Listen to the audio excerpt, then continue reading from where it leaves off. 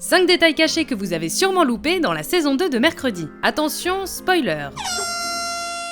Numéro 1. Le poète Edgar Allan Poe a été une des grandes sources d'inspiration de cette saison. Son poème Le Corbeau est le thème principal de la partie 1, mais ça ne s'arrête pas là. Steve Buscemi, qui joue le nouveau directeur de l'Académie Nevermore, porte la même moustache et la même coupe de cheveux que le célèbre poète, comme en témoigne le portrait de ce dernier, placé dans son bureau. Numéro 2.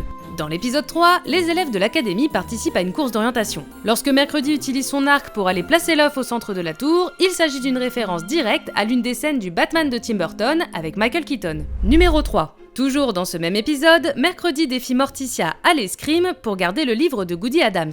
Cette scène est bien évidemment un clin d'œil à Zorro, dans lequel Catherine Zeta-Jones manie l'épée, mais aussi un épisode de la série La Famille Adams de 1964, dans lequel Morticia affronte Gomez à l'escrime. Numéro 4. La saison 2 de Mercredi accueille le génial Christopher Lloyd pour jouer le professeur Orloff, un acteur qui est familier de l'univers gothique de la famille Adams puisqu'il a joué l'oncle Fétide dans les films de 1991 et de 1993. Numéro 5. Enfin, impossible de ne pas penser à l'un des romans gothiques les plus célèbres de la littérature, à savoir Frankenstein ou le Prométhée moderne de Mary Shelley en regardant la partie 1. Que ce soit le projet Loïs qui voit un scientifique fou faire des expériences sur des marginaux ou le personnage de Slurp, une créature revenue à la vie. Ce dernier est également une référence directe au célèbre film de George Romero, La Nuit des Morts Vivants. Et vous, quels détails avez-vous repérés dans la saison 2 de Mercredi ?